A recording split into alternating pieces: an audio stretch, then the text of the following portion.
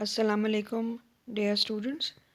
Today we are going to do a poem by William Wordsworth. The world is too much with us. Let me just first tell you a little bit about the author. William Wordsworth was born on 7th April 1770 and died on 23rd April 1850. He was an English romantic poet who, with Samuel Taylor Coleridge, another poet of the same age, helped to launch the Romantic Age in English literature with their joint publication, Lyrical Ballads, which was published in 1798. So both of them, they were friends, and they brought this collection of poems, which was called Lyrical Ballads, together, and that set the tradition of writing a certain kind of poetry, which was called as romantic poetry. Wordsworth's masterpiece is generally considered to be The Prelude, which is a semi-autobiographical poem of his early years that he revised and expanded a number of times. It was titled The Prelude after his death and published by his wife in the year of his death. Wordsworth was poet laureate from 1843 until his death from pleurisy on 23rd April 1850.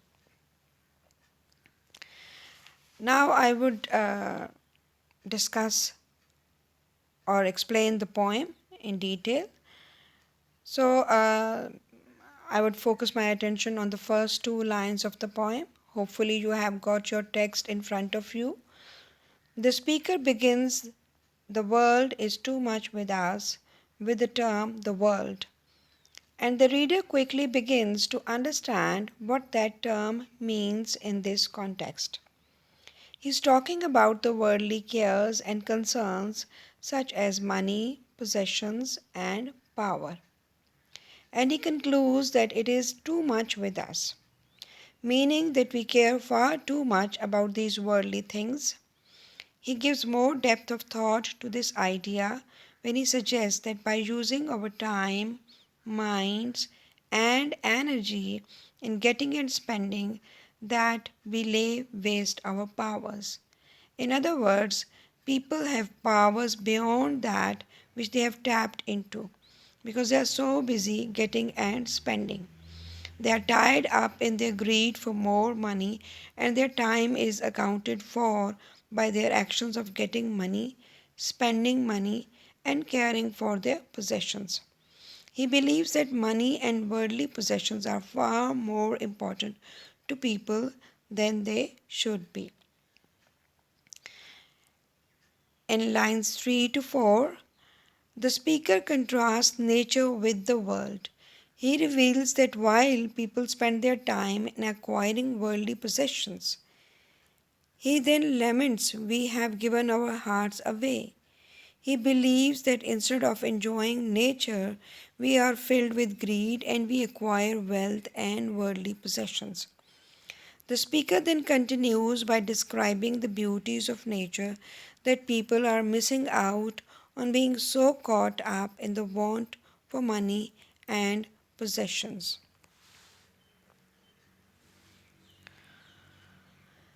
Then in lines 5 to 7, the speaker describes the beauties of nature that most people are missing out on.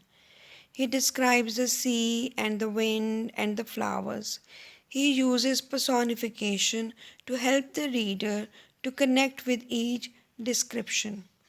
The sea bares her bosom to the moon, which suggests us an intimacy between the moon and the sea. The winds howl. This gives the wind a human emotion. The flowers sleep. Giving these parts of nature human attributes helps the reader to feel this connection with nature. It paints a picture of nature and allows the reader to understand what he is missing out on being caught up in worldly possessions and greed. So the poet is trying to explain here in these lines that man has been struggling, striving to achieve the worldly success. And in doing so, he is totally out of touch with the beauties of nature, the beauties that are present in the sea, the beauties that is present in the moon, in the waves of the sea. So these are some of the manifestations of nature which are unfolded to the eye of human nature, but only if the human being is interested, or if he has the time to see and appreciate that beauty of nature. Now, from lines 8 to 10, the speaker's final exclamation that we are out of tune with nature because we are so caught up in worldly wealth. Here the speaker swears an oath that he would rather be a poor pagan than be so distracted by worldly wealth. He appeals to God and then even exclaims that he would rather be a pagan than to be out of touch with nature. Now, the final lines from 11 to 14, the speaker reveals that if he were a poor pagan, he would have glimpses of nature that would give him joy and hope, or at least make him feel less forlorn. He would rather be poor and helpless and connected with nature than rich and powerful and alienated from it. In the final two lines, he refers to two pagan gods. Pagan gods were the gods of non believers, Proteus and Triton.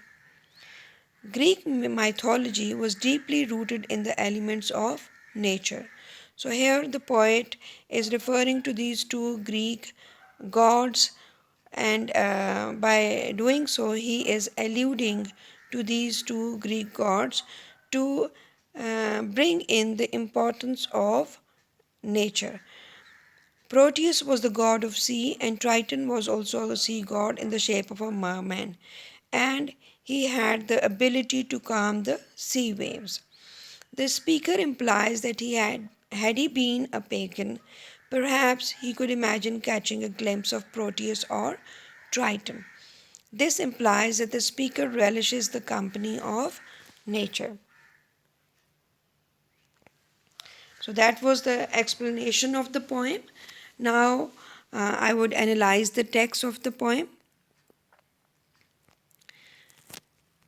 If you see here, the first 8 lines, they are called as octave.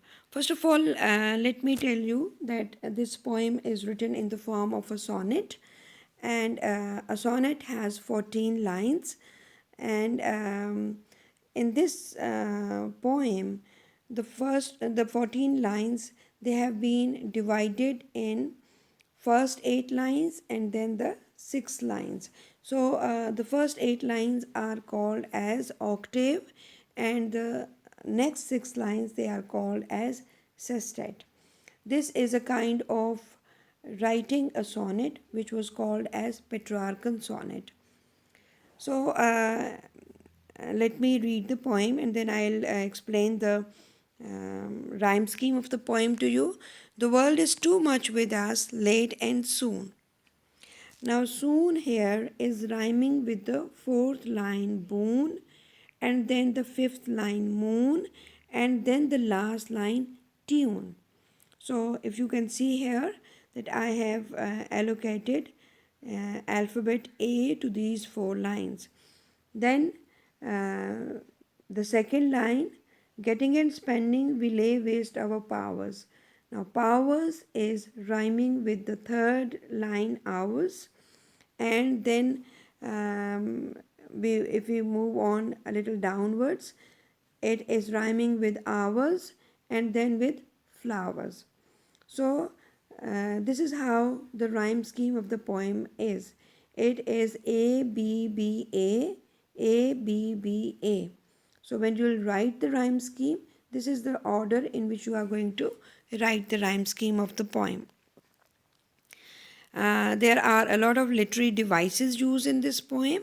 Here if you can see that personification is also used and simile is also being used here in this poem. In the line which has been underlined here, this sea that bears her bosom to the moon. Here, the sea has been personified. It has been given the human attributes. It is bearing its bosom, it is showing its bosom to the moon. Then the winds that will be howling at all hours. Now, here it is being again personified, because sometimes the winds they howl and they shout like the human beings they shout. And howling is also, it's an animal quality as well, but here it is being used as a, or it is being shown as a human attribute, because people also howl in pain. Then here again personification, and are up gathered now like sleeping flowers. Sleeping is also an attribute of a human being, and it is also a simile as well, that the winds they are, which normally howl, are now peaceful like the sleeping flowers. So they are, the winds here are peaceful, and the peace of the winds is being compared to the sleeping flowers. So this is a simile here in these lines. Now I will discuss the last 6 lines, which are called as sestet here. Now if you see in the second line, a pagan suckled in a creed outworn. Here it's a metaphor. A pagan, he is suckled in a creed outworn. Now the meaning of creed is a religion or a belief. So a pagan who is suckled, who is nurtured, that is, who is brought up in a belief which is now no more practiced. So a pagan here is being compared to a belief which is no more there. So we don't see as such pagans now anymore in the society, because William Wordsworth, being a Christian, he is referring, Christians are believers, whereas to the Greek myth and mythology that he is alluding to, the pagans who believed in Greek myths and mythology, they were non-believers. So the belief which is now no more in practice. Then if you see here again the rhyme scheme, here it is C, D, C and D, C, D. That is how it's you can see here. And then in order to create rhyme and rhythm in the poem, the poet uses consonants and assonance. Consonance is where when the same the same consonant sounds they appear in the line. In this line, you can see that S and T sounds have sight of Proteus rising from the sea. So S and T sounds are being repeated. Then assonance is the repetition of vowel sounds. Or hear old Triton blow his reed horn. So O sound is being repeated in these lines. Then there is an allusion also to the Greek mythology, Proteus and Triton. They were the Greek gods, as I have already mentioned, and one was the Greek god of sea, and the other was also a god of sea, but his basic task was to calm the waves of the sea. And he was, Triton was shown in pictures as a merman, the opposite of mermaid. Here are the definitions of all the literary terms that I have used here. So you can go through them in detail, and this will give you a fair idea of what has been already discussed. Now I'll discuss the major themes of the poem. The major themes of the poem, one is love of the materialistic world, and in this love to gain and acquire materialistic things, man has been drifted away from nature. So he has lost the love for nature. So both the themes are interconnected. The poem presents Wordsworth's discontent over the loss of nature caused by the rat race of mankind for material comforts. He claims that the materialistic approach of mankind has transformed human beings into senseless individuals. He further adds that humans do not realize their loss as they are obsessed with money, power, and possessions and fail to perceive beauty in nature. By discussing the pristine glory of natural objects, he shows that people are missing these delights in the race of the artificial. He swears that he would rather be a poor pagan connected with the natural world rather than a rich man alienated from its bliss. He wants to see and hear the Greek gods and feels less forlorn. Now let's focus our attention to the questions that have been given at the end of this poem in your textbook. What is the theme of the poem and how is it developed in the poem? The theme of the poem is very beautifully developed throughout the poem. The poet uses literary devices such as personification, simile, and metaphor to convey to us that man, in his struggle to achieve success materialistically, has become trapped in a rat race. He's so occupied with his life and busy schedule that he is in fact wasting his life. His life is a sordid boon. Nature is unfolded before us in all its beauty and bounty, but we do not have the time to appreciate the manifestations of nature. Wordsworth creates beautiful images of nature to make us realize what we are losing.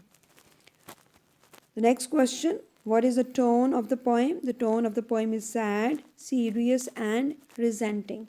The poet is feeling sad and showing his resentment at man who does not have time to enjoy the pleasures of nature. The next question, what has made people insensitive to nature? The pursuit of material gains and an endless struggle to achieve them has made man insensitive to nature. He does not have time to appreciate and enjoy the company of nature. Question number 4. What literary devices have been used in the poem which gives it a richness? Metaphor, personification, simile, and allusion have been used to enrich the poem. The details of these are given in the previous slides as we have already discussed. You can go back to slide number 7, 8, and 9 to get the details of these.